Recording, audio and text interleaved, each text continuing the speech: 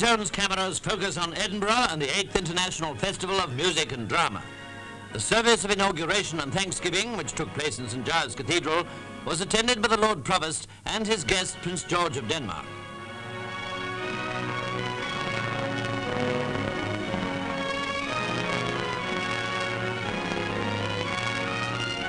Many other dignitaries also took part in the procession to St. Giles.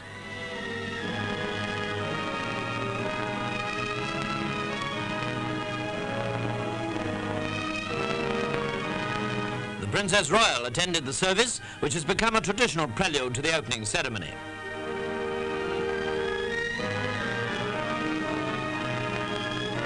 The weather, alas, was far from festive, and many of the arrangements had to be modified to suit the barometer.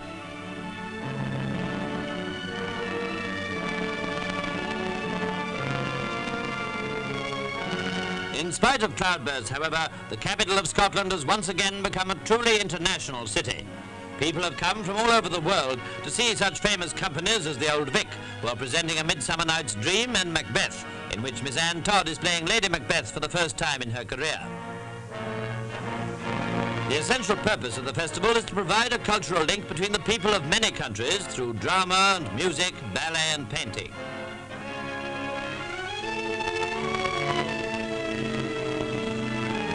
International House is a meeting place for the many nationalities who will be watching or taking part. Miss Helle Lambetti, star of the Greek film Windfall in Athens, is welcomed with a presentation, a box of chocolates and a sprig of heather.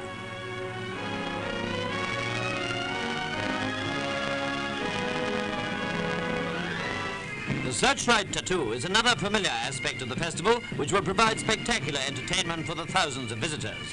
Here you see the massed bands playing on the castle esplanade during the dress rehearsal.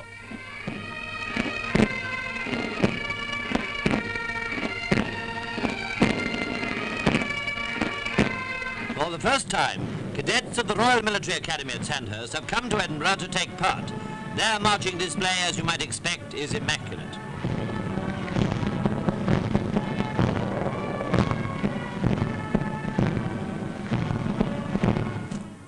Boys of the 1st Regular Training Battalion, Royal Army Ordnance Corps, are also taking part and giving their well-known and excellent imitation of toy soldiers. Their drill movements, naturally, are just like clockwork. Pick out problems.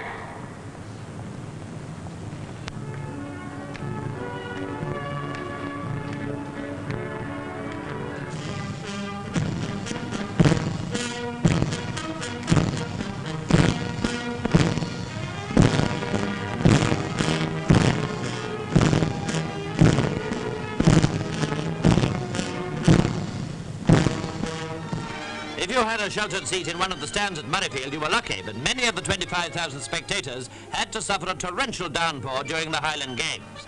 Indeed, the bad weather was more than enough to persuade hundreds of people to stay at home. The Lord Provost, who opened the proceedings, was introduced to the Scottish Empire Games team. He congratulated Joe McGhee on his tremendous success in the marathon at Vancouver. It was indeed a wonderful spectacle as athletes competed in this great international contest. The Games have now acquired a major importance in the calendar of world sport.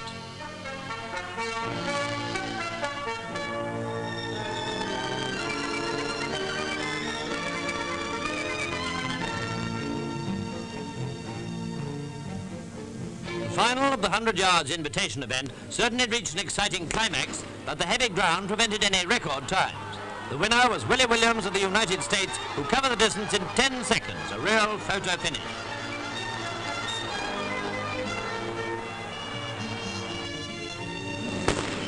The invitation mile was a triumph for British athletes. 4 of them finished before the American champion, Fred Dwyer.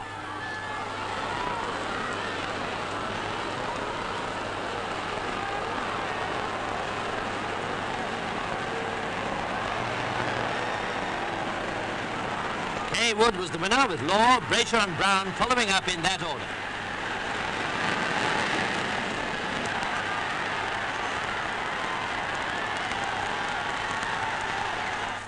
Sword dances, of course, are essential to any Highland Games, and these young performers gave a fine display in spite of the pouring rain.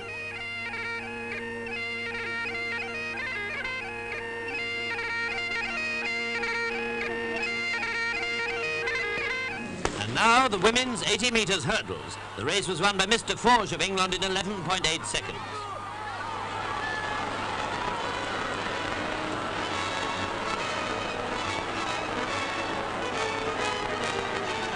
The women's 100 yards final turned out to be another English victory. Miss Pashley, the British champion, winning by the very narrow margin of 2 feet in 11.2 seconds.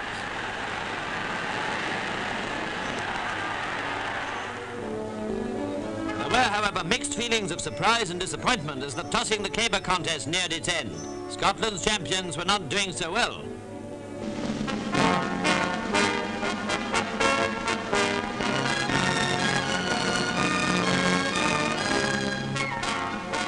Presently, the American shot putter Koch had a go, but failed.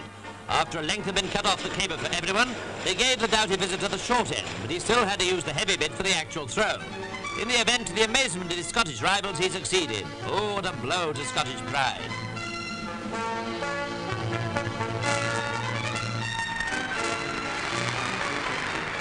Still, you can easily forget such a defeat in the rousing music of the pipes, which round off this record of the opening days during the annual festival at Edinburgh.